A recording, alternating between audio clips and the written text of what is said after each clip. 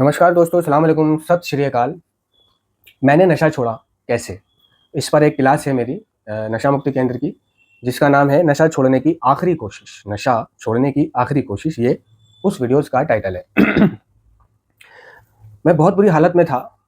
अगर मुझे नशा नहीं मिलता था, तो मैं सिर्फ़ पड़ा रहता था, ठीक है? टॉयलेट और सुसु मैं वहीं करता था, जहाँ सोता था।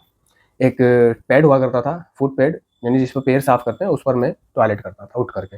और एक बोतल हुआ करती थी, फल वालों की बोतल, जो फल वालों के पास होती है, इतनी बड़ी-सी फुव्वारा, वो फलों पर पिचकारी मारते हैं फ्रेश रखने के लिए।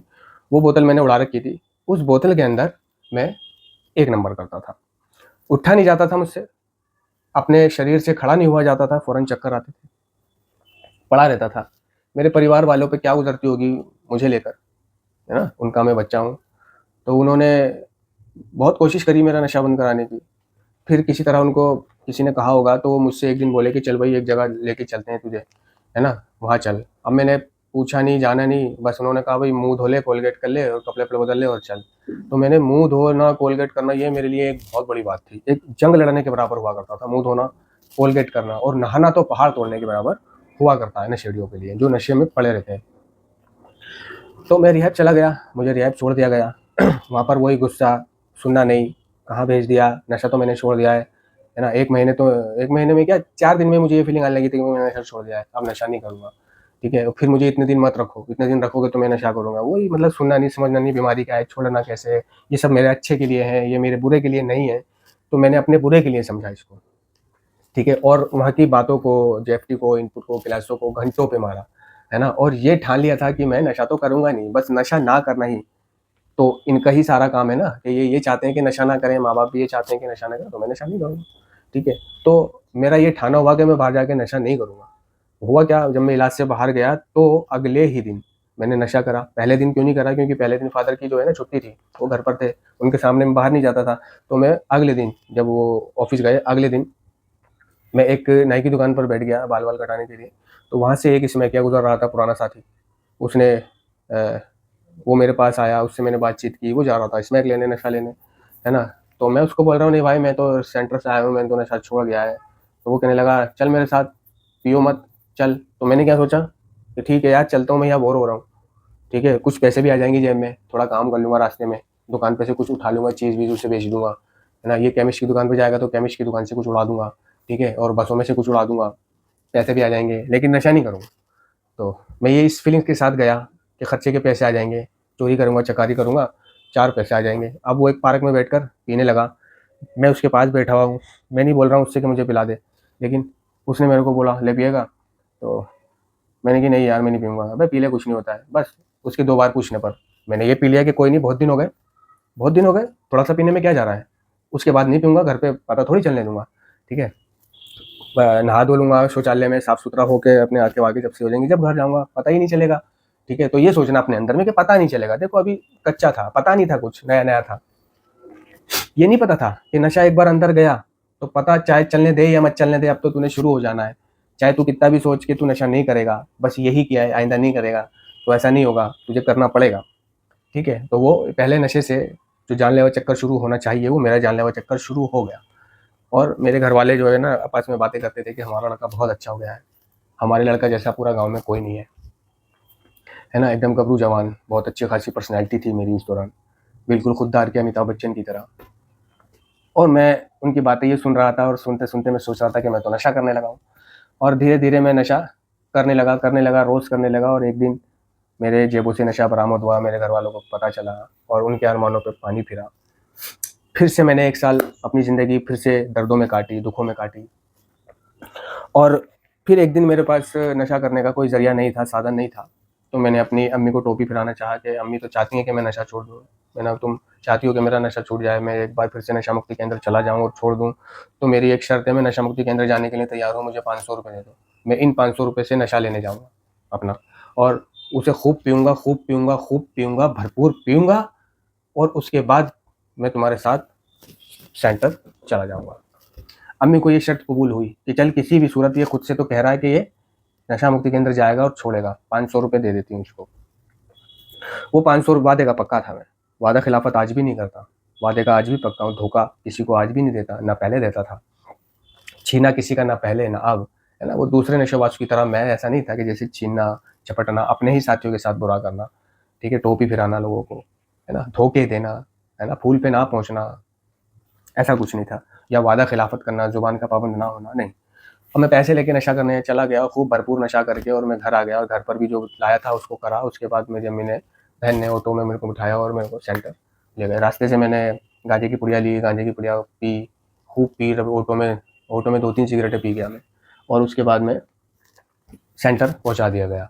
तो ये जो मैं सेंटर जा रहा था, ये मैं इच्छुकता से नहीं जा रहा था, ये मेरे पास नशा करने का झोल नहीं था। तो मुझे ये लगा कि अगर मैं अम्मी से ये शर्त रखता हूँ तो मुझे 500 रुपये मिल जाएंगे, ठीक है। तो मैं चाहता था 500 रुपये लेके नशा करके फिर अपने वादे को पूरा नहीं जाता, है ना, कि मैं नहीं जा रहा हूँ। लेकिन वादे का पाबंद मैं आज भी हूँ, और यूजिंग में भी था, ऐसा नहीं है। यूजिंग में भी मेरी आत्मा इतनी नहीं मरी थी कि मैं वादा तोड़ूं, वादा खिलाफत करूं, धोखा दूं। ऐसे बहुत से नशेड़ी होते हैं जो वादा खिलाफत नहीं करते हैं। यूजिंग में भी उन्हें दूसरों को धोखा नहीं देते हैं, वो वादा नहीं तोड़ते हैं, जुबान नहीं तोड़ते हैं, है ना, अपनी बात पर कायम रहते हैं। तो मैं अपना वादा निभाते हुए वहाँ चला गया, और मैंने ये शर्त रखी थी कि मुझे सिर्फ 1 महीने में ले जाना। अगर 1 महीने में नहीं लेके गए तो मैं फिर से नशा कर लूँगा, ठीक है। शर्त के मुताबिक वो मुझे 1 महीने में ले गए, लेकिन मैंने नशा छोड़ना थोड़ी था। मैंने तो सिर्फ 500 रुपये का इंतजाम करना था। उस वक्त नशा करने के लिए मेरे पास और कोई दूसरा जरिया नहीं था 1 महीने का रिहैब काटने के अलावा, ठीक है। इसलिए मैंने 1 महीने का रिहैब काटा, डेंटिंग पेंटिंग हो गई। वो बाहर आकर फिर वही, है ना, मैं दम पीने लगा। मैं दम से क्या होता है, दम से क्या होता है, सारी प्रॉब्लम तो स्मैक में है ना, इंजेक्शनों में है। तो दम पिया करूँगा बस। तो मैं बाहर कुर्सी डाल लेता था, सेहत मेरी बन रही थी, गर्मी के दिन थे, बनियान पहन के सुबह सुबह उठ जाता था, है ना, और बाहर बैठ जाता था सुबह सुबह की ठंड में, बस आते जाते लोगों को देखता रहता था, ठीक है। और थोड़ा साइड में जाकर और दम पियाता था, दम पी के बैठा रहता था, लाल लाल आंखें हो रहती थी और गुग्गू बना हुआ बैठा रहता था, ठीक है। तो मतलब दम पीने को मैं गलत नहीं समझता था। मतलब 2 रिहैब काट लिए मैंने, और 2 रिहैब काटने में मुझे ये भी नहीं पता चला, देखो, मुझे क्या, अक्सर लोगों को नहीं पता चलता कि बीमारी है। बीमारी क्या है? नशा नहीं करना है, एक के बदले दूसरा भी नहीं करना है, करना ही नहीं है। मीटिंगें करनी है, फेलोशिपिंग करनी है, स्पॉन्सरशिप करनी है, मेंबरशिप करनी है, सदस्यता करनी है, प्रार्थना करनी है, कोई नशा नहीं करना है। नशा करने की तलब परेशान करे तो क्या करना है? कुछ नहीं सुना, अपना दिमाग चलाना। ये प्रॉब्लम इसमें से थी। गांजा पीने लगा, फिर से मैंने पाया कि मैं, वो गांजा मेरे को झेल नहीं रहा है, अच्छा नहीं लग रहा है। तो मैं उस अपने, मेरे को ड्रग ऑफ चॉइस की याद आ रही है, और मौका पाकर मैं फिर से अपनी ड्रग ऑफ चॉइस पर आ गया। फिर से मेरी हालत ख़राब होने लगी, ठीक है। 2 इलाज हो गए। भरोसा कितना तोड़ा मैंने घर वालों का, कितना तोड़ा, कहने के लिए शब्द नहीं है, ठीक है। मुझे तीसरे इलाज में भेजने का फैसला किया, क्योंकि मैं जो है मर मर के जी रहा था, मैं ऐसा सुकटा हो गया था। मेरे घर वालों को लग रहा था कि अगर अब इसको भेजा नहीं गया तो ये मर जाएगा। तो मुझे बचाने के लिए उन्होंने फिर से मेरे को एक रिहैब भेजा, ठीक है। तीसरा रिहैब में गया, और वहाँ से मैं मुझे दवाई दिलाने के लिए लेकर के गया वो एक डॉक्टर, और मैं उस डॉक्टर को चकमा देकर भाग गया। और भाग कर पहले मैंने अपना चोरी करके नशे का इंतज़ाम करना चाहा कि पहले मैं नशा कर लूँ, उसके बाद घर जाऊँ, क्योंकि हिम्मत जुटानी थी। लेकिन जो भी मैंने चोरी चकारी करना चाहा, है ना, मेरा काम ही नहीं बना, मुझसे काम नहीं हुआ। क्योंकि जब तक आदमी नशा नहीं कर लेता, इंसान नशेड़ी, जब तक उससे जेब नहीं कटती, चोरी नहीं होती, चकारी नहीं होती, वो डरता है, तो काम नहीं हुआ, है ना। तो जहाँ नशा मिलता था मैं वहाँ चला गया, शायद कोई मिल जाए। तो वहाँ पर ना तो कोई मिला, ना उसने मुझे उधार दिया। वहाँ से निराश में जा रहा था, तो एक पार्क में जहाँ मैं बैठ के पिया करता था, वहाँ पर एक लड़का गांजा पी रहा था। उससे मैंने कहा, भाई 2 दम मुझे भी लगवा ले। तो उसने 2 दम लगवाए। उस 2 दम लगा के मैं ये सोच रहा था कि क्या करूँ, मेरे पास 1 रुपया भी नहीं था, और मुझे भूख बहुत लग रही थी। अगर मुझे भूख नहीं लग रही होती, है ना, तो मैं घर नहीं जाता, क्योंकि मुझे पता है घर जाके भसड़ होगी, मैं भाग के आया हूँ। तो मैं सोच रहा था कि यार बाहर ही खाने को कुछ मिल जाए, लेकिन बाहर मुझे किसी ने कुछ नहीं खिलाया, ना कोई मिला, ना नशा कराया, ना कुछ कराया। तो वो दिन मुझे याद आता है जब आज मुझसे कोई पैसे लेता है ना, और आज मैं किसी को पैसे देता हूँ, 100-100, 200, 500, 1000 लोगों ने पैसे ले लेके वापस नहीं दिए। तो मैं सोचता हूँ कि यार मैं जिस तरह लोगों को दे देता हूँ, अगर मुझे ज़रूरत पड़े तो मुझे कोई 5 रुपये नहीं दे सकता। वो दिन मुझे याद आता है। मुझे ज़रूरत पड़े तो मुझे कोई 10 रुपये नहीं देगा, और मैं लोगों को इतने पैसे दे देता हूँ। नहीं यार, नहीं देने लोगों को पैसे फालतू, ज़रूरतमंदों के अलावा धोखेबाजों को, फरेबों को नहीं देने पैसे, क्योंकि जब मुझ पे खुद पे ज़रूरत पड़ेगी तो मुझे कोई पैसे नहीं देगा। मुझे ये दिन अच्छे से याद है। मैं भूख की वजह से घर गया, खाना खाने की वजह से। मैं कैसे मर के घर गया, और कुंडी खोलते ही अंदर घुस के मैं सीधा किचन में गया, और किचन में जाके सबसे पहले मैंने देखा क्या है ना। फ्रिज खोला, उसमें ब्रेड थी, अंडा था और दूध था। तो मैंने ब्रेड सेकी, अंडा बनाया और चाय बनाई, और बनाते ही मैं तो दूध ब्रेड अंडा लेके पहले खाने लगा। मैं ना बाकी बातचीत बाद में करूँगा, घर वालों के सवालों के जवाब बाद में दूँगा, पहले खा लूँ, इतनी भूख लग रही थी। मैंने वो खाना खाया है, उसके बाद मेरे घर वालों को मैंने जवाब दिए हैं, हाँ मैं भाग आया, ये वो, क्यों भिजवा दिया मुझे। और जब मुझे इस रिहैब भेजने का प्रोग्राम हो रहा था तो मुझे पता था कि प्रोग्राम बन रहा है मुझे रिहैब भेजने का, लेकिन मैं घर से भी नहीं भाग सका, क्योंकि घर से भागने की भी मेरे शरीर में जान नहीं थी, है ना। और मेरे घर वालों ने मुझे फिर से भेज दिया। मैं कहता रहा कि मुझे वहाँ मत भेजो, क्योंकि मुझे पता होता है कि जिस रिहैब से भागो, अगर उस रिहैब में दोबारा जाते हो तो वहाँ मारते हैं, है ना, मारते हैं, बहुत बुरी तरह मारते हैं। तो मैंने उनको कहा कि वहाँ मत भेजो, लेकिन उन्होंने वहीं भेजा। और वो जो है नॉन गवर्नमेंट ऑर्गेनाइजेशन का रिहैब था, एनजीओ थी, वहाँ मारा नहीं मुझे, मारा नहीं। तो सबसे बड़ी खुशी मुझे ये हुई कि चलो बच गया, मारा नहीं। अब काटता हूँ, अब तो भैया भाग भी नहीं सकता और अब तो यहीं रहना पड़ेगा, अब ये दिन काटता हूँ। वहाँ मैं दिन काटने लगा, वहाँ मैं ग्रुपिंग करने लगा। क्यों? छोड़ना नहीं था। क्यों नहीं छोड़ना था? शायद जीवन में वो रॉक बॉटम नहीं आए थे, वो दर्द नहीं आए थे कि जिनके चलते मैं छोड़ूं। छोड़ना नहीं था। नशे का खिंचाव इस कदर था, बीमारी इस कदर हावी थी कि रिहैब में भी मुझे रहने नहीं दे रही थी, है ना। तो वहाँ उसको पता, किसी ने पिन मार दी, लड़के ने जिनके साथ में ग्रुपिंग कर रहा था, उसने जाके डॉक्टर से कह दिया कि ये ग्रुपिंग कर रहा है। तो उसने मुझे बुलाया, तो उसने कहा भाई तू माहौल ख़राब कर रहा है ना, माहौल ख़राब कर रहा और मैं तुझे यहाँ नहीं रख सकता हूँ। वो नॉन गवर्नमेंट ऑर्गेनाइजेशन एनजीओ था, वो कोई ऐसा नशा मुक्ति केंद्र जैसा नहीं था। तो उसने मेरे घर पे फ़ोन करा और कहा कि भाई मैं इसे भेज रहा हूँ, ऐसे ऐसे बातें, ये यहाँ पे ग्रुपिंग वगैरह कर रहा है और माहौल ख़राब कर रहा है। तो मेरे घर वालों ने कुछ पैसे जमा कर रखे थे मेरे वहाँ खान पान के लिए, तो वो 200-300 रुपये उसने मुझे दे दिए। ओए होए होए, बस वो 200-300 रुपये मेरे हाथ में क्या है, मैंने पहले उन 200-300 रुपये का नशा किया और मालिक का शुक्र किया, है ना। मतलब रिहैब से मुझे छुट्टी मिल रही है, मुझे भेजा जा रहा है और पैसे देकर, है ना, पैसे देकर। तो मैंने अपना नशा किया, पत्ता किया और घर आया, और फिर से 1 साल फिर से मैंने अपनी ज़िंदगी बर्बाद करी। फिर से मैं मौत के घाट उतरा, फिर से मैं तड़पा, बर्बाद हुआ, है ना। जिया नहीं जा रहा मुझसे, मरा नहीं जा रहा मुझसे। मैं रातों को पड़ा रहता था, कारपेट पे टॉयलेट करना, बोतल में सुसु करना। एक दुकान थी, उस दुकान में मैं लेटा रहता था। उस दुकान को अगर खोलता था कोई तो इतनी बुरी बदबू आती थी उसमें, है ना, बीड़ियाँ पड़ी हैं, टट्टी की बदबू आती थी, सुसु की। लेकिन वो बदबू मुझे नहीं आती थी, या काम आती थी। दोस्तों बहुत बुरी हालत हो गई। अब अब जा करके अब जा करके मैंने कहा, खुद मदद की गुहार लगाई, खुद मदद की गुहार लगाई। मैंने अपनी अम्मी से कहा कि अम्मी इस बार लास्ट है, इस बार मुझे सेंटर भिजवा दो, इस बार ना मैं भागूंगा, और इस बार आकर के मैं नशा भी नहीं करूँगा, है ना, नशा नहीं करूँगा, मुझे एक और मौका दे दो। मेरी अम्मी ने कहा कि मेरे पास तो पैसे नहीं है, इलाज तो तेरा पापा कराते हैं, और पापा कह चुके हैं कि अब मैं इसका इलाज नहीं कराऊंगा, है ना, क्योंकि तू हर इलाज से या तो भाग जाता है या नशा कर लेता है। अम्मी ने कहा, मैंने अम्मी से कहा, मैंने बाजी से पूछ लो अगर वो कुछ पैसे दे सके। मैंने एक चैरिटी की संस्था है, वहाँ मैंने बात कर रखी है, वो सस्ते में भिजवा देते हैं नशा मुक्ति के अंदर, 3000 रुपये में। अम्मी ने कहा ठीक है मैं कुछ करती हूँ। फिर अम्मी ने रात को पापा से बात करी होगी, पापा को मनाया होगा, पापा ने कहा चलो भाई ठीक है। अगले दिन मुझसे कहा कि भाई कहाँ है वो संस्था जो 3000 रुपये में सेंटर भिजवाती है। मैं उन्हें वहाँ तक ले गया। उस दिन भी मैंने आखिरी नशा किया था, यानी रात को मैं नशा करके आया था, एक इंजेक्शन मेरे पास बचा था, और सुबह उठ के बाथरूम में नहाने से पहले मैंने वो इंजेक्शंस लगाया है, ठीक है, और नहा के कपड़े पहन के फिर माँ बाप के साथ मैं उस संस्था गया हूँ जो 3000 रुपये में भिजवाती थी। और वहाँ जाकर वो लड़का मुझे रिहैब तक छोड़कर आया, और वो छोड़ करके आ गया, मैं उस रिहैब में रहने लगा।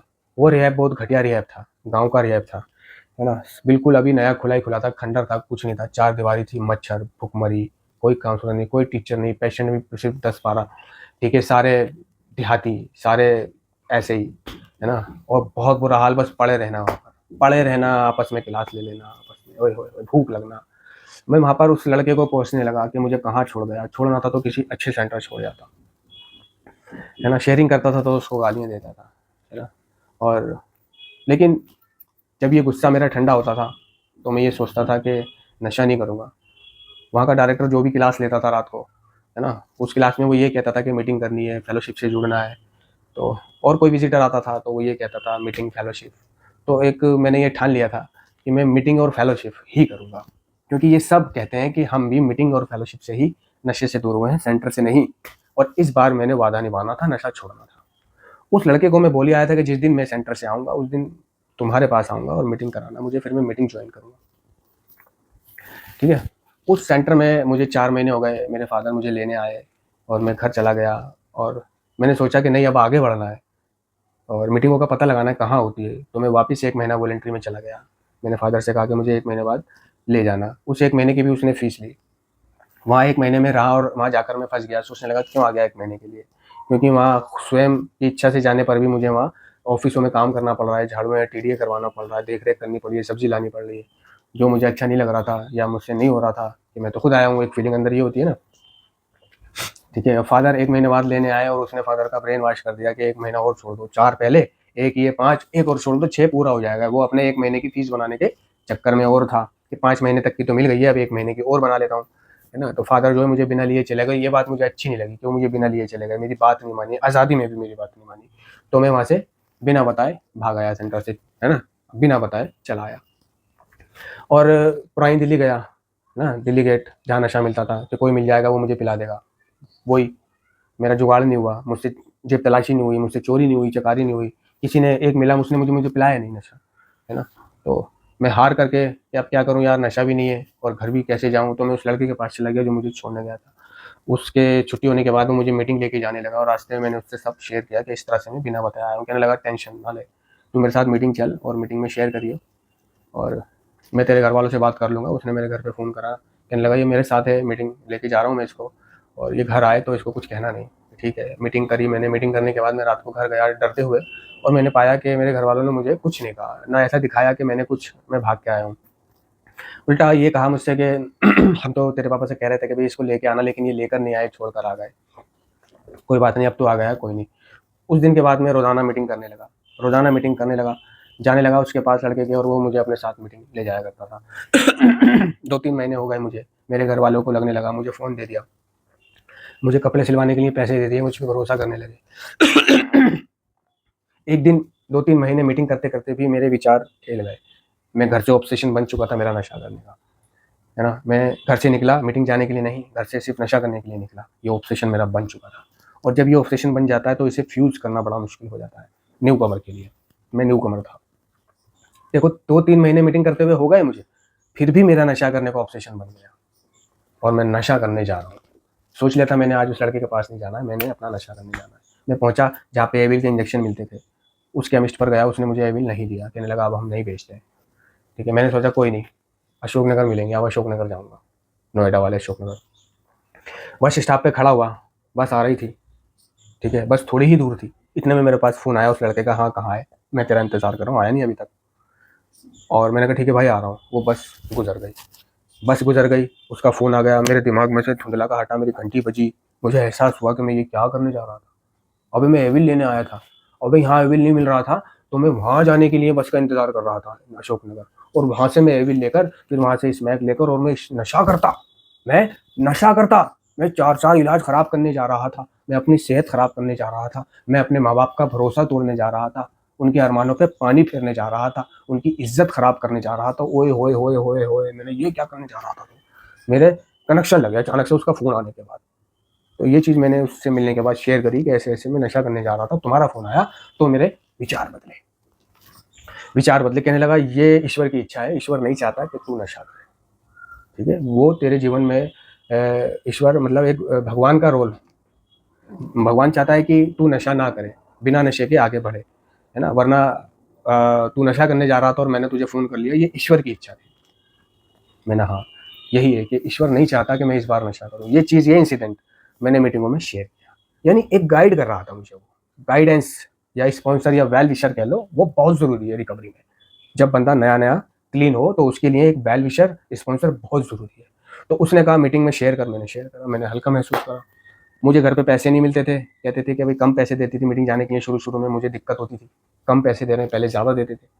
मैंने ये चीज़ भी शेयर करी, उसने कहा भी कोई नहीं, कम ही ले ले और कम में से भी जो बचे हैं वो भी वापस कर दे, बस देखता जा। मैंने कहा ठीक है, अमल करना शुरू करा बातों का। बाद में मुझे वो कम से खुद ज़्यादा मिलने लगे, खुद ज़्यादा मिलने लगे। इस तरह 1-2 महीना और गुजर गए और फिर से एक दिन मेरे विचार खेले कि आज फिर मैं नशा करूँगा, और फिर से मैं नशा करने के लिए बैठ गया बस में। और उस बस से मुझे जहाँ उतर के दूसरी बस पकड़नी थी, तो अंदर बैठे-बैठे बस में खड़े-खड़े मैंने ये सोचा कि मैं उतरूँगा ही नहीं। बस तो चल रही है, मुझे सीधा ये दिल्ली ले जाएगी, कनॉट प्लेस। तो मैं कंट्रोल करके अपने आप को कहा उतरूँगा नहीं, उतरूँगा नहीं। उतर गया तो दूसरी पकड़ लूंगा, दूसरी पकड़ लूंगा तो नशा करने चला जाऊंगा। मैं उतरा नहीं वो मैं सीधा अपने सी पे उतरा।